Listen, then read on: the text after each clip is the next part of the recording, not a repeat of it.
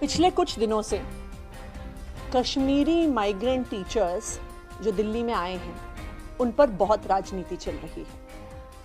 उन पर राजनीति चल रही है कि भाजपा वाले कह रहे हैं और अपने फेक रिप्रेजेंटेटिव्स भी टीवी पर बिठा रहे हैं, क्लेम करते हुए कि वो कश्मीरी माइग्रेंट टीचर्स हैं, ये कहते हुए कि अरविंद केजरीवाल जी की सरकार ने कश्मीरी टीचर्स के लिए कुछ नहीं किया। लेकिन आज हम भाजपा की सच्चाई का पर्दाफाश करने आए हैं कि किस तरह से भाजपा के नॉमिनी अनिल बैजल जी, जो दिल्ली के एलजी हैं, जिनके हाथ में टीचर्स की रिक्रूटमेंट, टीचर्स की प्रमोशन, टीचर्स की रेगुलराइजेशन, जो सारे सर्विसेज मैटर हैं, उन्होंने किस तरह ना सिर्फ कश्मीरी माइग्रेंट टीचर्स का साथ नहीं दिया बल्कि खुल के उनके रेगुलराइजेशन का विरोध किया। और आज ये सारे कागज मैं आपके सामने रखना चाहती हूँ। देखिए, जब आम आदमी पार्टी की सरकार बनी तो जो कश्मीरी माइग्रेंट टीचर्स हैं वो दिल्ली के मुख्यमंत्री अरविंद केजरीवाल जी के पास आए, वो दिल्ली के शिक्षा मंत्री मनीष सिसोदिया जी के पास आए और बार बार दिल्ली सरकार ने, दिल्ली की चुनी हुई सरकार ने इस पे निर्णय लिए कि कश्मीरी माइग्रेंट टीचर्स को रेगुलराइज करना चाहिए। लेकिन जब दिल्ली सरकार ये निर्णय लेती है कि टीचर्स को रेगुलराइज करना चाहिए और दिल्ली सरकार हाई कोर्ट में बताती है कि दिल्ली की कैबिनेट ने कश्मीरी माइग्रेंट टीचर्स को रेगुलराइज करने का फैसला लिया है, तो उसके बाद क्या होता है? उसके बाद एलजी साहब एक नोट लिखते हैं फाइल में कि ये सर्विसेज मैटर है और इसको सर्विसेज मैटर के तहत ट्रीट किया जाए, इस पर दिल्ली की चुनी हुई सरकार का कोई भी अधिकार नहीं है। बहुत स्पष्ट तौर से आम आदमी पार्टी की सरकार, अरविंद केजरीवाल जी की सरकार कैबिनेट में डिसीजन लेती है, कोर्ट में बताती है, हाई कोर्ट में, कि हमने इनको रेगुलराइज करने का डिसीजन ले लिया है। तो एलजी साहब उस कैबिनेट के डिसीजन के बाद कहते हैं कि इस पर दिल्ली की चुनी हुई सरकार और अरविंद केजरीवाल जी का कोई हस्तक्षेप नहीं होगा, जो भी निर्णय होगा एलजी ऑफिस द्वारा होगा। उसके बाद एलजी साहब एक नोट लिख के भेजते हैं और ये सारी प्रतियां हम आपको उपलब्ध कराएंगे, जिसमें एलजी साहब, और यहां पे आप देख लीजिए कि इस नोट में अनिल बैजल जी का साइन भी है। तो ये एलजी साहब के किसी अफसर ने नहीं लिखा है, एलजी साहब ने खुद लिखा है और खुद साइन किया है, जो केंद्र सरकार के नुमाइंदे हैं। और उस नोट में मैं आपको पढ़ के सुनाती हूं और मैं इसमें से जो हाईलाइट किया है उसको रीड कर रही हूं। The matter was discussed with officers in the MHA, यानी एलजी साहब ने ये खुद नहीं सिर्फ निर्णय लिया, उन्होंने केंद्र सरकार में मिनिस्ट्री ऑफ होम अफेयर्स से चर्चा की। The matter was discussed with officers concerned in the MHA, Government of India, who deal with relief and rehabilitation issues of J&K migrants. It was informed that there is no special dispensation for regularization of Kashmiri migrant teachers. Since there is no special dispensation for regularization even with Union Government of India, it may not be appropriate to regularize Kashmiri migrant teachers. ये LG साहब ने खुद लिखा है। जब high court की double bench ये फिर से निर्णय दे देती है कि आपको रेगुलराइज करना है, तो फिर एलजी साहब को ये फाइल भेजी जाती है कि हम सुप्रीम कोर्ट में SLP फाइल करेंगे डबल बेंच के निर्णय को चैलेंज करने के लिए। और जब SLP फाइल होती है तो कौन प्रस्तुत होता है दिल्ली सरकार और एलजी साहब की तरफ से? पिंकी आनंद जी।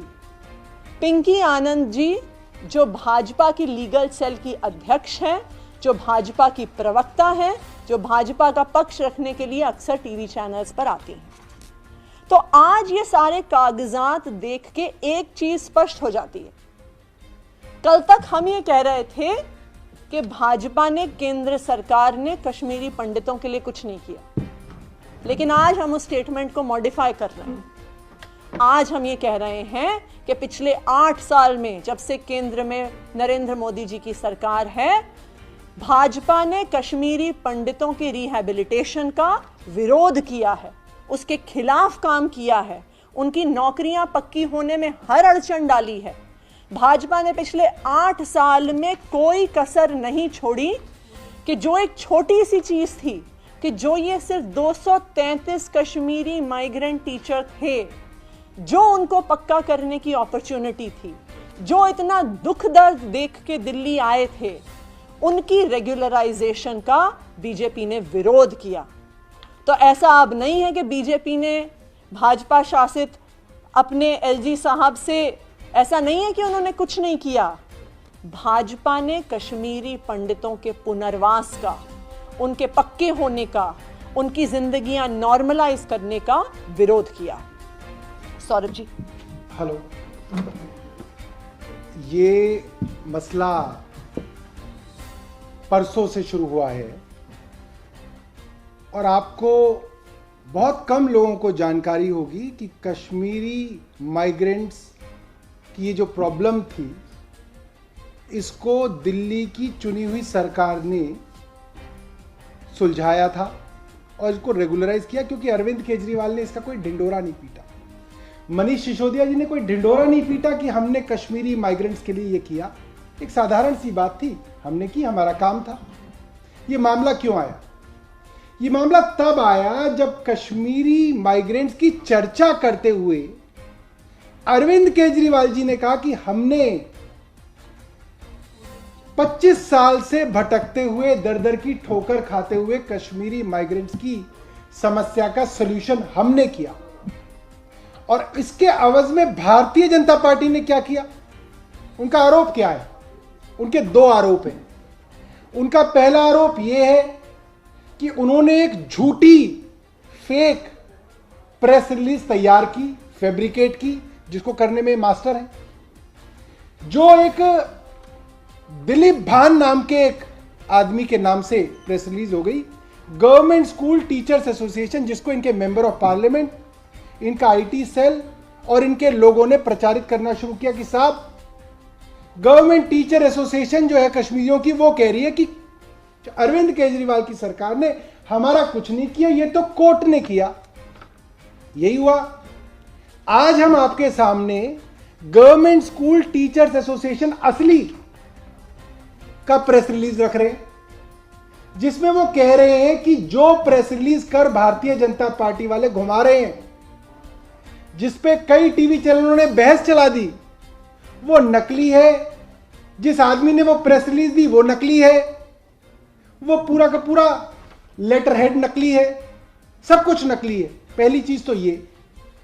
दूसरी चीज, भाजपा का दूसरा आरोप क्या है, जो इनके तेजस्वी सूर्या ने लिखा और कई लोगों ने इनके लिखा कि साहब उन्हें आसानी से नहीं मिली, नीचे से लेकर ऊपर तक कोर्ट में जाके उन्हें हक मिला है। बहुत सही बात है, सच्चाई है। तो नीचे से ऊपर तक कोर्ट में जाना क्यों पड़ा, इसके बारे में चर्चा नहीं हुई।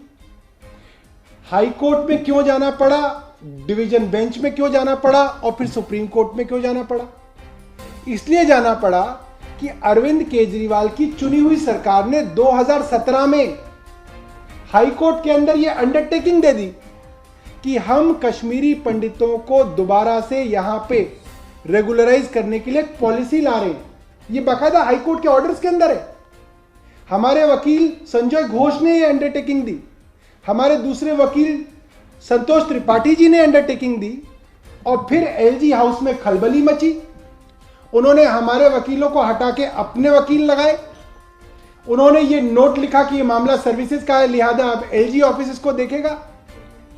मनीष सिसोदिया जी ने बाकायदा चिट्ठी लिख के कहा है कि इसके अंदर कोई कोर्ट कचहरी नहीं करनी चाहिए, सरकार ने एक पॉलिसी डिसीजन ले लिया, आप इनको नौकरी दे दो। उसके बावजूद भाजपा के एलजी ने सुप्रीम कोर्ट के अंदर इसको चैलेंज किया और सुप्रीम कोर्ट के अंदर उनकी अपनी पिंकी आनंद पेश हुई और कश्मीरी पंडितों के, कश्मीरी माइग्रेंट्स के हक के खिलाफ ये लोग खड़े हुए। तो ये भाजपा का असली और सच्चा चेहरा है। ये लोग इतने झूठे, इतने नलायक, इतने मक्कार तरीके के लोग हैं, इस कॉन्फिडेंस से झूठ बोलते हैं कि कोई भी आदमी इनको देख के हैरान हो जाए कि यार कहीं सच ही तो नहीं बोल रहे। मगर फाइलें जो हैं, फाइलों के अंदर जो है, खुशी की बात है कि आज भी देश जो है फाइलों से चल रहा है, व्हाट्सएप से नहीं चल रहा। तो ये फाइलों में दर्ज है कि इनके क्या कुकर्म थे, इन्होंने क्या क्या कश्मीरी माइग्रेंट्स के बारे में लिखा। यहां तक कि एलजी ने यह लिखा कि ऐसा कोई प्रावधान जब केंद्र सरकार में नहीं है कश्मीरियों के लिए, साफ शब्द है कि कश्मीरी लोगों के लिए ऐसा कोई स्पेशल प्रावधान जब केंद्र सरकार में नहीं है तो दिल्ली सरकार में कैसा हो सकता है। लिहाजा इसके खिलाफ हमें सुप्रीम कोर्ट जाना चाहिए। और सुप्रीम कोर्ट में मुंह की खाई, और मुंह की खाने के बाद जो है दिल्ली सरकार ने इनको इनके लाखों रुपए जो एरियर्स थे और जो इनके पैसे बनते हैं रेगुलराइजेशन के, बैक डेट में दिए। और दूसरी एक और चीज मैं आपको हैरानी की बता देता हूं, इस सुप्रीम कोर्ट के ऑर्डर के आने के बावजूद कश्मीरी पंडितों की कसम खाने वाले, देश की राष्ट्रभक्ति की कसम खाने वाले भाजपाइयों द्वारा चलाई गई एमसीडी, ये जो ऑर्डर था ये दिल्ली सरकार के टीचर्स के बारे में भी था और एमसीडी के टीचर्स के बारे में भी था। आप पता कर लीजिए, एमसीडी के कश्मीरी माइग्रेंट्स के पास जाके माइक लगा दीजिए, एमसीडी के कमिश्नर से पूछ लीजिए, आज तक की तारीख में एमसीडी के कश्मीरी माइग्रेंट टीचर्स को एरियर नहीं दिए गए हैं, सिर्फ दिल्ली सरकार ने दिए हैं। यह है इन भाजपाइयों का सच्चा चेहरा, यह है इनके झूठ का नकाब जब उतरेगा तो यह है इनकी सच्चाई। इन्होंने कुछ नहीं किया कश्मीरी पंडितों के लिए। कश्मीरी पंडितों के लिए क्या, इन्होंने पंडितों के लिए कुछ नहीं किया। इन्होंने सिर्फ और सिर्फ उनके खिलाफ साजिशें की है, यूपी में उनके एनकाउंटर कराए हैं। जहां इनको पता चल जाता है कि ये ब्राह्मण है, उसके एनकाउंटर कराने के लिए पूरी की पूरी सरकार जो है उनके पीछे पड़ जाती है। ये इनका असली चेहरा है। बहुत बहुत धन्यवाद। 233 कोई आपका सवाल है? आप लोग उनको ही एक बार पेश करवा दें तो ज्यादा अच्छा है। उनकी बाइट जो है आज हुई है। नहीं, आपके जैसे साथ में बात हुई है, ये बार-बार चिल्ला के टीवी में बोल रहे हैं। देखिए चिल्ला तो वो रहेंगे, अभी आगे कई साल तक चिल्लाते रहेंगे, उसको आप नहीं रोक सकते। जो माइग्रेंट टीचर एसोसिएशन है, गवर्नमेंट स्कूल टीचर्स एसोसिएशन, उनका ये लेटर हेड है, उस पर उन्होंने दिया है। और उन लोगों ने आज एएनआई को बाइट भी दी है कि जो लेटरहेड कल घूम रहा था वो फेक है, फैब्रिकेटेड है, और ये असली उनका लेटर है जिसमें उन्होंने दिल्ली सरकार को और अरविंद केजरीवाल जी को धन्यवाद दिया है कि कैबिनेट नोट लाने की वजह से उनकी मदद हो पाई है और वो रेगुलराइज हो पाए। हम तो नहीं जानते। उन्होंने ये भी लिखा कि हम खुद ही नहीं जानते आदमी कौन है और ना इस ऑर्गेनाइजेशन का मेंबर है वो। इन्होंने अपने प्रेस रिलीज में स्पष्ट तौर पे लिखा है, We condemn the fake, unsigned press release which is circulating in the name of our association, given in the name of some Mr. Dilip Bhan, who is not known to us and who is not a member of our association. तो ये स्पष्ट तौर पे कह रहे हैं, ये signed press release है इनके ऑफिस बियरर्स और मेंबर्स द्वारा कि ऐसा कोई भी व्यक्ति दिलीप भान के नाम का हमारी एसोसिएशन का मेंबर नहीं है। देखिए, ये भाजपा की क्लासिक राजनीति है। वो किसी झूठ को भी सच का खाका पहना देते हैं। किसी भाजपा के कार्यकर्ता ने एक प्रेस रिलीज बना के मीडिया में डाल दी, उनके सारे व्हाट्सएप नेटवर्क ने चला दी, मीडिया हाउसेस ने उठा ली। ये तथाकथित मिस्टर दिलीप भान जी, जिनका किसी ने चेहरा नहीं देखा है, टीवी डिबेट्स पे फोन पर आ गए ये कहते हुए कि दिल्ली सरकार ने कुछ नहीं किया है। लेकिन आज जो असली कश्मीरी माइग्रेंट टीचर्स हैं, उन्होंने स्पष्ट तौर पे कहा है कि दिल्ली की चुनी हुई सरकार, अरविंद केजरीवाल जी की सरकार, पहले दिन से कश्मीरी माइग्रेंट टीचर्स के साथ खड़ी है और हम अरविंद केजरीवाल जी को धन्यवाद कहना चाहते हैं। हमें नहीं पता कौन, मतलब आप बिल्कुल इसकी जांच करवाने के लिए आप लोग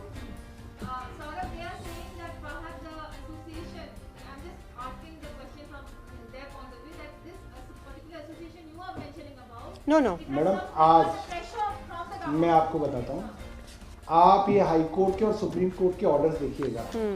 इसके अंदर इस एसोसिएशन को जो वकील साहब रिप्रेजेंट करते हैं वो एक बहुत सीनियर एडवोकेट हैं, डेजिग्नेटेड सीनियर हैं, एडवोकेट राकेश टिक्कू, और दिल्ली बार के चेयरमैन रहे। आज उन्होंने भी कई मीडिया हाउसेस को बाइट देके बताया है कि क्या सिलसिलेवार हुआ है इस मामले के अंदर, ठीक है। तो एसोसिएशन भी बोल रही है, उनके वकील जो पेश होते हैं वो भी बोल रहे हैं, सरकार बोल रही है, और उनकी तरफ से कौन बोल रहा है? एक फैब्रिकेटेड लेटर। वो कौन आदमी है वो किसी को नहीं मालूम। तो आप ये समझिए, ये तरीका है। ये वो लोग हैं जिन्होंने दिल्ली के अंदर जो ऑक्सीजन की डिमांड थी उसके खिलाफ भी एक, आपको याद होगा, एक अनसाइंड रिपोर्ट चला दी थी और कई दिनों तक चली थी। और दूसरी, आप ये कोर्ट के सारे ऑर्डर्स देख सकते हैं, ये वही ऑर्गेनाइजेशन है जो कोर्ट के केसेस में मेंशन्ड है। तो जब ये ऑर्गेनाइजेशन खुद ये कह रही है कि दिलीप भान नामक हमारा कोई सदस्य ही नहीं है और हमें अरविंद केजरीवाल जी की सरकार ने हमेशा सहयोग किया, तो ये साफ समझ में आ रहा है कि बीजेपी के प्रवक्ता बनकर किसी फेक कश्मीरी माइग्रेंट टीचर को प्रस्तुत किया गया मीडिया के सामने। Sir, for the fair investigation, what are you going to take next step? आप देखो, क्या यहाँ दिल्ली पुलिस से आप क्या उम्मीद करते हैं? वो क्या इन्वेस्टिगेशन करेगी और क्या करेगी? है कोई उम्मीद आपको? बताइए, आपको है तो बताइए। अरे जो कहता है कि गोली मारो सालों को, उसके लिए तो कुछ नहीं करता।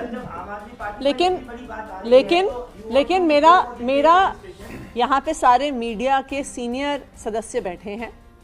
मेरा मीडिया चैनल से भी ये आग्रह है कि आपके चैनल्स ने ये जो चिट्ठी चलाई, तो हमने क्या इन्वेस्टिगेशन किया, हमने क्या एग्जामिनेशन किया कि ये कौन व्यक्ति हैं, ये ऑथराइज्ड व्यक्ति हैं कि नहीं हैं, ये मीडिया चैनल्स को भी सोचना चाहिए।